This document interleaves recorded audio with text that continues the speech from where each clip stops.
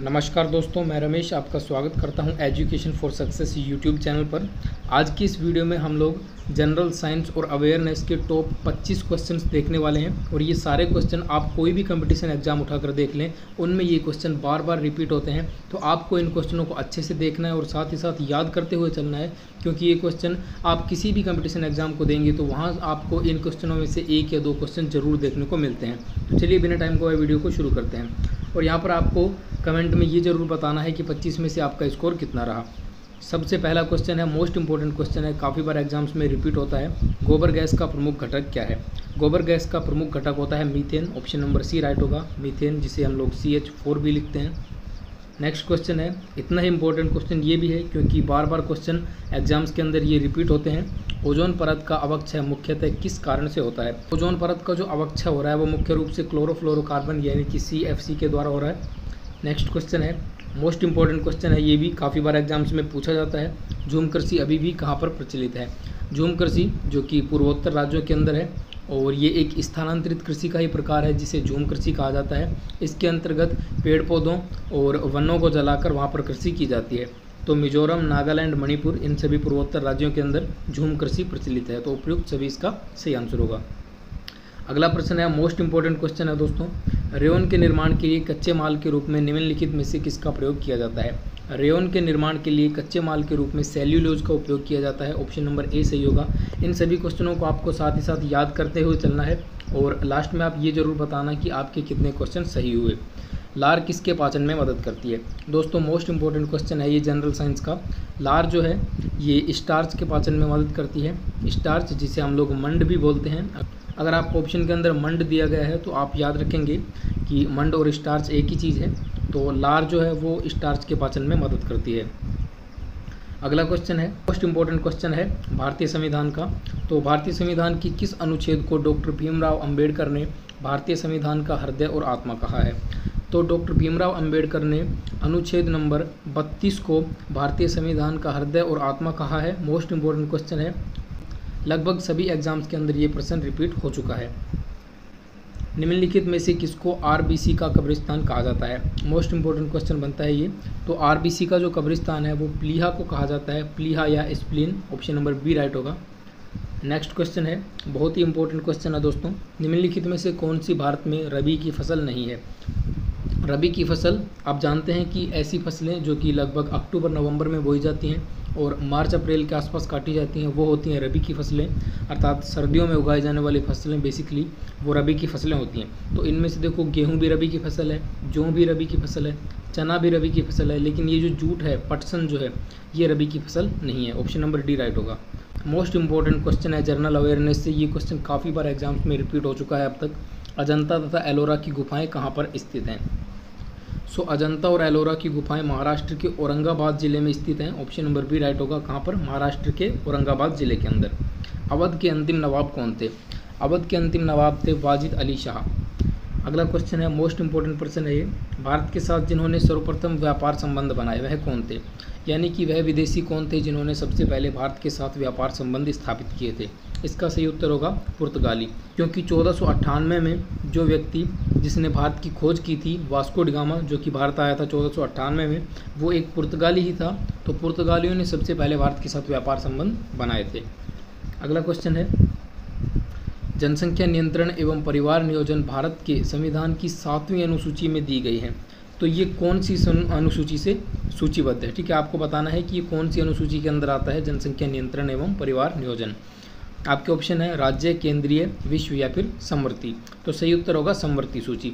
अब देखो, समवर्ती सूची के अंतर्गत ऐसे विषय रखे जाते हैं जिन पर राज्य सरकार और केंद्र सरकार दोनों ही कानून बना सकते हैं, जबकि राज्य सूची के अंतर्गत केवल राज्य सरकार कानून बनाती है और केंद्रीय सूची के अंतर्गत केवल केंद्र सरकार कानून बनाती है। लेकिन समवर्ती सूची के अंदर राज्य और केंद्र सरकारें दोनों ही कानून बना सकती हैं। अगला क्वेश्चन है, साइंस का मोस्ट इंपॉर्टेंट क्वेश्चन है, बहुत बार एग्जाम्स में रिपीट हो चुका है ये प्रश्न। चमगादड़ निम्नलिखित में से किस कारण से अंधेरों में उड़ सकते हैं?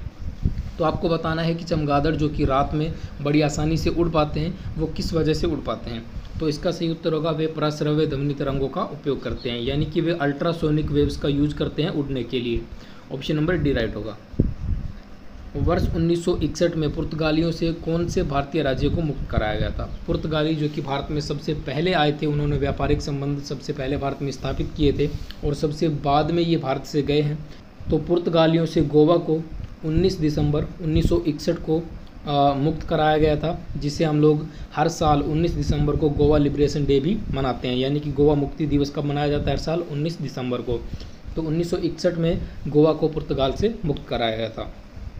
अगला क्वेश्चन है, सूर्य के चारों ओर घूमने वाले पृथ्वी के लिए कौन सा बल जिम्मेदार है? तो सूर्य के चारों ओर पृथ्वी चक्कर लगाती है लगातार, इसके लिए कौन सा बल जिम्मेदार है? तो आप सब जानते हैं इसके लिए कौन सा बल जिम्मेदार है? गुरुत्वाकर्षण बल। ग्रेविटी के कारण ही पृथ्वी सूर्य के चारों ओर चक्कर लगाती है। अगला क्वेश्चन है, निम्नलिखित में से किसने अपनी राजधानी दिल्ली से देवगिरी स्थानांतरित की थी? इंडियन हिस्ट्री का मोस्ट इंपॉर्टेंट क्वेश्चन है ये, बहुत बार एग्जाम्स में रिपीट हो चुका है और आप कोई भी एग्जाम देंगे तो उसमें आपको ये क्वेश्चन बार बार देखने को मिलेंगे। सो मोहम्मद बिन तुगलक ने अपनी राजधानी जो है वो दिल्ली से देवगिरी स्थानांतरित की थी। अगला क्वेश्चन है, भारत के धान के प्रदेश खाली जगह सेमी से अधिक वर्षा वाले क्षेत्रों में स्थित हैं। यानी कि भारत के जो धान के प्रदेश हैं वो कितने सेमी से अधिक वर्षा वाले क्षेत्रों में स्थित हैं? सही उत्तर होगा 100 सेंटीमीटर से अधिक वर्षा वाले क्षेत्रों में। यानी कि ऐसे प्रदेश जहाँ पर 100 सेंटीमीटर से अधिक वर्षा होती है वहाँ पर धान की खेती की जा सकती है। धान अर्थात चावल। अगला क्वेश्चन है, डेमोक्रेसी शब्द किस भाषा से लिया गया है? डेमोक्रेसी शब्द जो है ये ग्रीक भाषा का एक शब्द है। ऑप्शन नंबर ए राइट होगा। नेक्स्ट क्वेश्चन है, मोस्ट इंपॉर्टेंट प्रश्न है ये भारतीय इतिहास का। आईने अकबरी का रचयिता कौन था? अबुल फजल अकबर का दरबारी कवि था और इसने अकबर की जो बायोग्राफी है आईने अकबरी वो लिखी थी। अकबर के पास कुल 9 विद्वान थे जिन्हें नवरत्न कहा जाता था।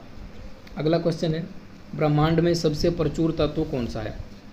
अब आप ध्यान रखना, आपको कंफ्यूज नहीं होना है। यहाँ पर पूछा गया ब्रह्मांड में सबसे अधिक प्रचुर मात्रा में तत्व कौन सा है?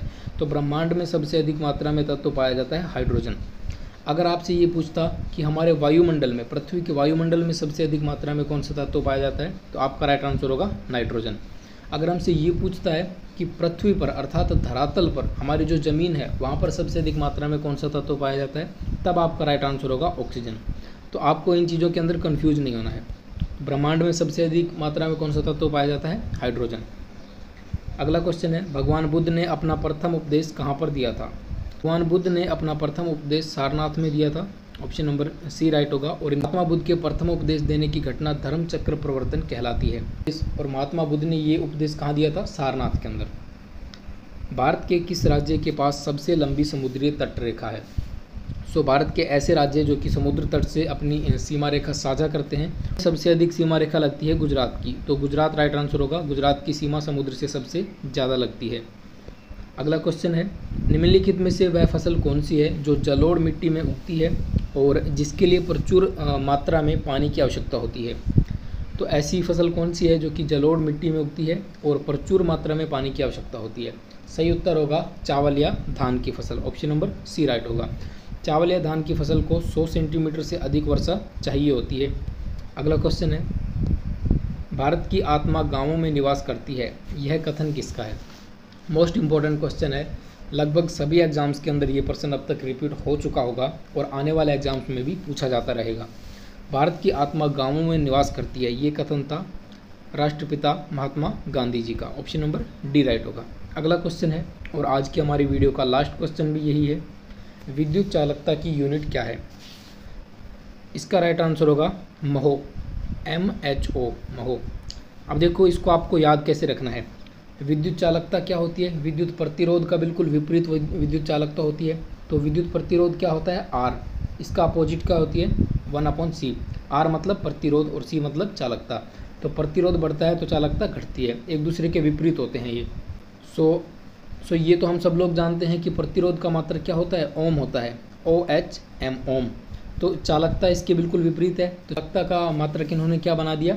ओम को ही उल्टा कर दिया, OHM को इन्होंने कर दिया MHO, महो। सो प्रतिरोध का मात्रक अगर आपको याद है कि प्रतिरोध का मात्रक ओम होता है तो आप चालकता का मात्रक बड़ी आसानी से बता सकते हो कि इसका बिल्कुल विपरीत होगा। क्या होगा? महो। ऑप्शन नंबर सी राइट होगा। अब दोस्तों आप कमेंट करके ये ज़रूर बताना कि 25 में से आपको कितने क्वेश्चन आते थे, यानी कि आपका स्कोर कितना रहा। आज के लिए इतना ही, मिलेंगे नेक्स्ट वीडियो में। तब तक के लिए वंदे मातरम, जय हिंद एंड बाय।